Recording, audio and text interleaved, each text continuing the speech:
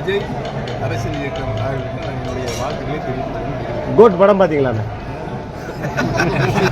படம் பார்க்குற பழக்கம் இல்லை. புரட்சித் தலைவர் எம்ஜிஆர் அவர்கள் திரைப்படங்களில் நடிப்பதை நிறுத்தியதோடு நானும் திரைப்படங்கள் முழுமையாக பார்க்கவில்லை என்ற நிலையில் இருக்கிறேன்.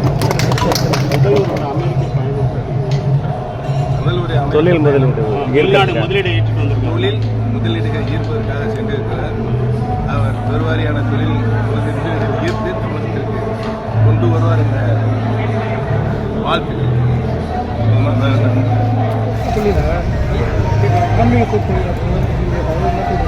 போன ஜென்மத்தில் நம்ம செஞ்ச தப்பாக தான் இந்த ஜென்மத்தில் வந்து கண்ணு தெரியாமல் சென்னையில் ஒருத்தர் பேசியிருக்காரு, ஒரு பேச்சாளர்.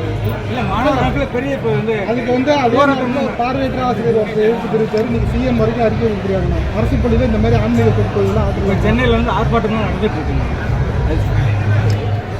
மாணவர் அமைப்பினர்கள் ஆர்ப்பாட்டம் நடத்திட்டு இருக்காங்க.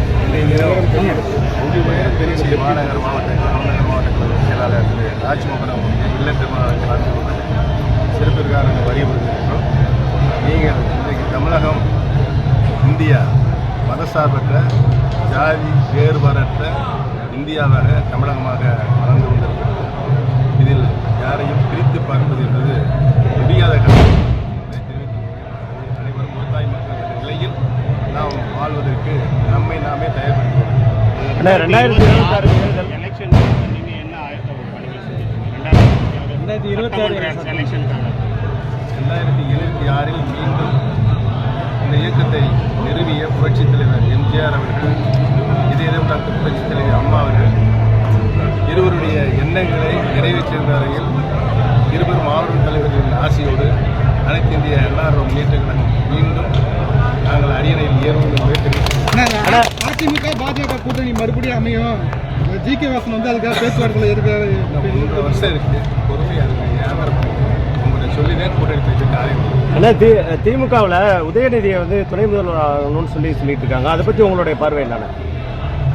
இன்றைக்கு இருக்கின்ற மெஜாரிட்டி நிலை வைத்துக் கொண்டு அவர்கள் வாரிசு வழியாக வருவதற்கு முயற்சி செய்து கொண்டிருக்கிறார்கள். விஜய் அரசியலில் ஜெயிச்சிருவாரா? ஏற்கனவே நான் சொல்லிவிட்டேன், 3 முறை சொல்லிவிட்டேன், 3 முறை சொல்லிவிட்டேன். விஜய் அரசியல் இயக்கம் ஆகியோருக்கு நான் என்னுடைய வாழ்த்துக்களை தெரிவித்துள்ளேன். கோட் படம் பார்த்தீங்களா? படம் பார்க்குற பழக்கம் இல்லை. புரட்சித் தலைவர் எம்ஜிஆர் அவர்கள் திரைப்படங்களில் நடிப்பதை நிறுத்தியதோடு நானும் திரைப்படங்கள் முழுமையாக பார்க்கவில்லை என்ற